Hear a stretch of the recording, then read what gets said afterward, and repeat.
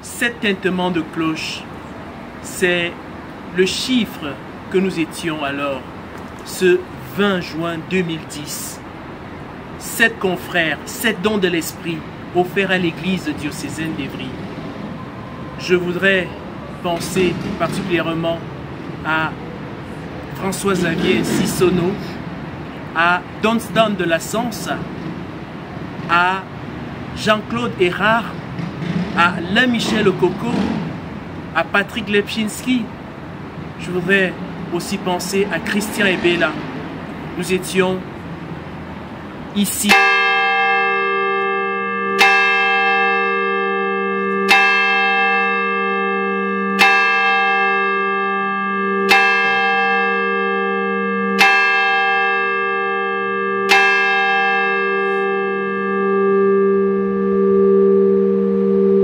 Merci Seigneur pour les dons que tu as fait à ton Église en leur personne.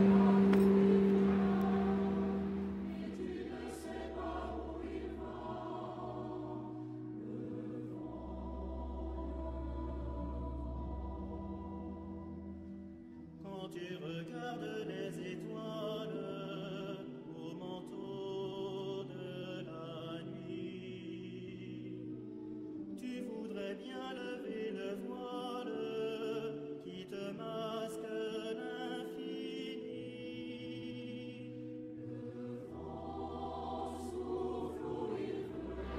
Nous sommes ici devant la bibliothèque de l'université d'Évry. Une bibliothèque, c'est un ensemble qui contient des livres. Et ces livres racontent une histoire. L'histoire que je voudrais vous raconter, c'est l'histoire de mes 10 ans avec le Seigneur. 10 ans déjà. Et le premier des livres que je vais ouvrir avec vous et pour vous, c'est le livre dit de l'engendrement. Le livre de ma nouvelle naissance. Le jour où l'évêque a voulu me faire confiance à travers la voix du Seigneur, en entendant la voix du Seigneur. Ce jour-là a commencé pour moi une nouvelle vie. Nous ouvrons donc le livre de l'engendrement.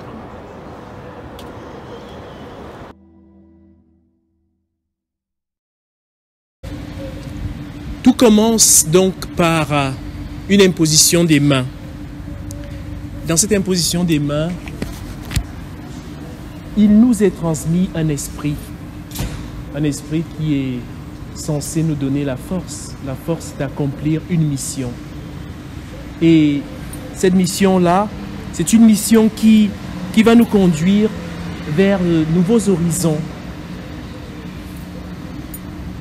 Ma devise, elle était celle-ci. Ton amour, Seigneur, est plus grand que les cieux, et ta vérité plus haute que les nues. Et j'avais choisi un symbole assez fort qui était celui de la croix. Cette croix que je porte et sur laquelle est inscrit une parole, celle du Christ. Ce que vous avez fait au plus petit de mes frères, c'est à moi que vous l'avez fait.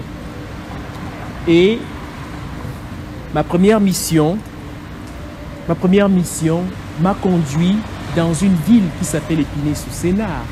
Et dans cette ville-là, j'ai découvert un homme qui m'a fortement inspiré au début de cette nouvelle naissance.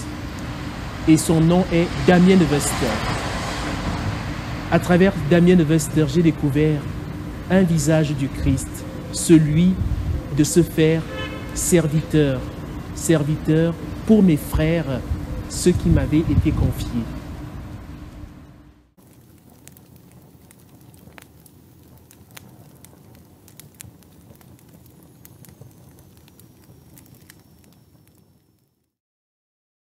Le deuxième chapitre de ce livre que je vous ai ouvert et qui commence par un engendrement est bien celui du feu créatif.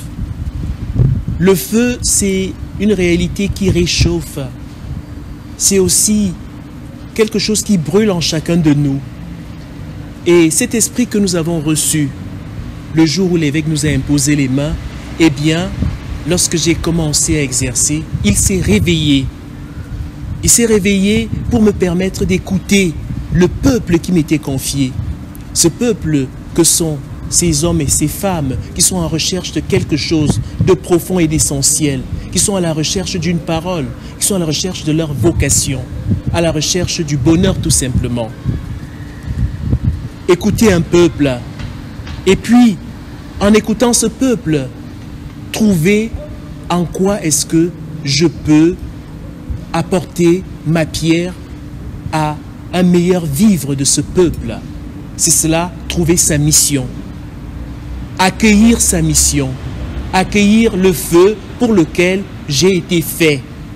Et ce feu-là, lorsque tu l'as trouvé en toi, tu es donc capable de vaincre ta peur. Cette petite voix qui te dit, mais est-ce que tu pourras le faire? Ça nous rappelle un prophète dans la Bible, le prophète Jérémie, qui disait, Seigneur, je ne suis pas capable de faire ce que tu me demandes. Eh bien, en écoutant le feu qui brûle à l'intérieur de toi, ce feu te rend capable de te dépasser et d'apporter à ce monde un autre souffle. C'est cela, vivre du feu créateur ou créatif qui habite le cœur de chacun. Et ce feu, je l'ai découvert à travers mon expérience dans le ministère du prêtre.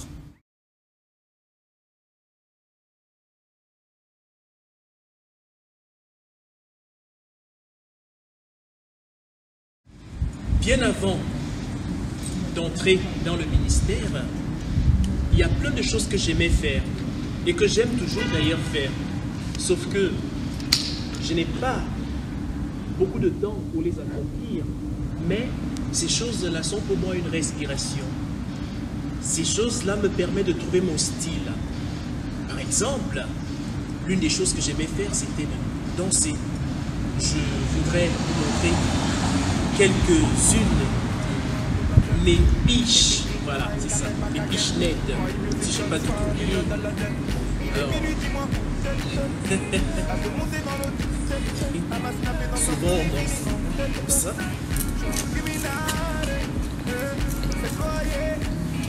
Voilà, ça c'était avant, mais c'est toujours présent en moi. Ça s'appelle, c'est grâce à l'accueil de son identité qu'on peut trouver son style. La danse, vous l'avez compris, c'est une question de style. Et le style dit une personne. Le style dit une personnalité. Mais pour trouver son style, il faut quelquefois chercher longtemps. Il faut arriver à se confronter à des difficultés. Il faut se confronter à d'autres opinions. Accepter d'être travaillé par la contradiction. La contradiction à l'intérieur de soi et avec d'autres. Et puis, arriver à faire la synthèse de toutes ces contradictions. La synthèse devant le Seigneur, parce que c'est lui qui t'appelle et qui te permet de trouver ton pas de danse à toi. Le pas de danse te permettra d'être en équilibre, d'être heureux tout simplement, parce que là, le ministère est aussi une danse avec le peuple de Dieu, une danse avec ton cœur.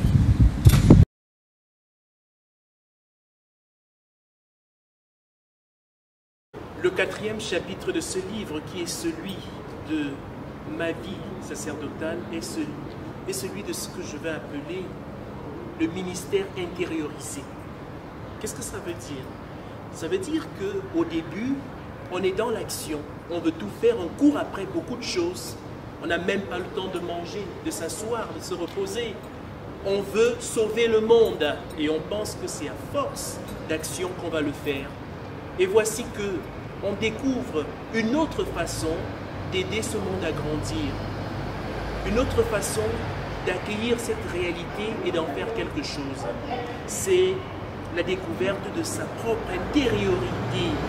C'est une autre manière de vivre le ministère, ce que je vais appeler l'intériorisation du ministère, le ministère subtil, où avec une écoute profonde de ce qui se passe à l'intérieur des personnes et à l'intérieur de soi, on arrive à créer avec d'autres une autre réalité. Ça s'appelle une co-création, une création ensemble, une création qui se fait dans la communion. Et on découvre que cette communion que nous sommes censés vivre, eh bien, cette communion-là commence par l'écoute profonde de ceux avec lesquels on travaille, avec lesquels on est censé prier Jésus-Christ.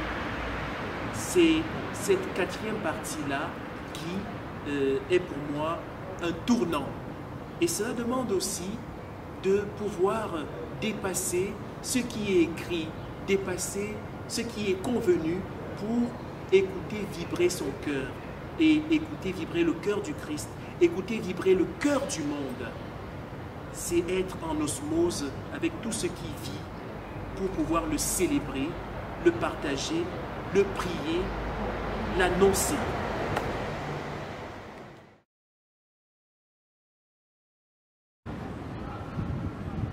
Chaque fois que je marche sur ce parvis et que je regarde en face de moi ce bâtiment immense, je ne peux m'empêcher de ressentir au fond de moi un frémissement de fierté, parce que cela me rappelle que je suis né ici.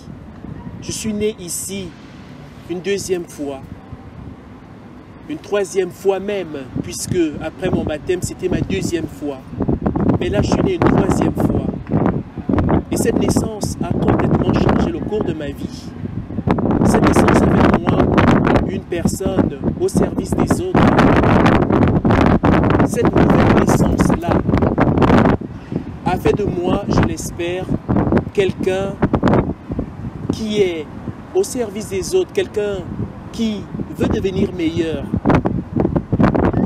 Toi qui m'écoutes, toi qui es jeune, toi qui cherches un sens à ta vie, toi qui ressens au fond de toi que tu n'es peut-être pas à ta place dans ce que tu fais et qui cherches profondément quelque chose que tu ne trouves pas, non pas parce que tu veux fuir le monde, mais parce que tu veux mieux l'habiter, eh bien, c'est le moment d'accueillir au fond de toi ce souffle qui te transporte au-delà de toi-même, ce souffle qui t'amène à être généreux, ce souffle qui allume en toi le feu intérieur, ce souffle qui te relie aux autres, ce souffle qui fait de toi le disciple, le frère de Jésus, ce souffle qui fait de toi son ministre. Ce souffle-là, il est aussi en toi, mais tu dois le réveiller. 10 ans déjà que ce souffle, j'en suis devenu un hôte. Merci Jésus pour ce cadeau. Merci Jésus pour tous les bienfaits et toutes les bénédictions que tu as apportées à ce que j'ai rencontré. Merci Jésus pour tout ce que tu m'apporteras encore. Aujourd'hui, je me mets sous ce souffle à nouveau, afin que les 10 prochaines années, tu les bénisses et qu'elles soient bénéfiques pour tout ce que je rencontrerai encore. Amen.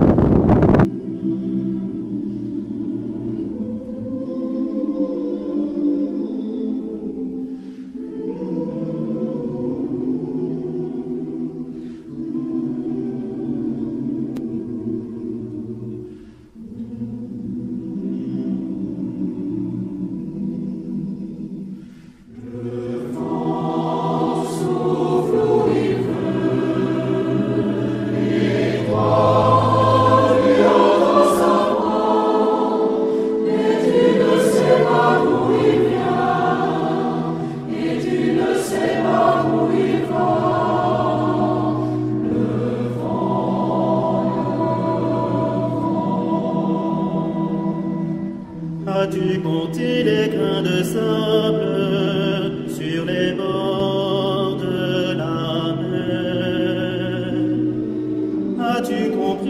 chant des vagues, au pays des matins clairs.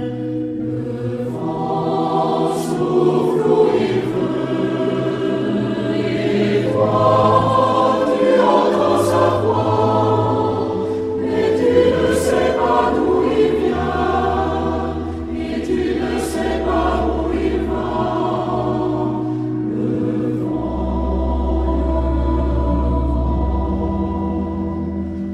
Quand tu regardes les étoiles au manteau de la nuit, tu voudrais bien lever le voile qui te masque l'infini. Le vent souffle où il veut, et toi, tu entends sa voix, mais tu ne sais pas d'où il vient, et tu ne sais pas où il va. Le vent.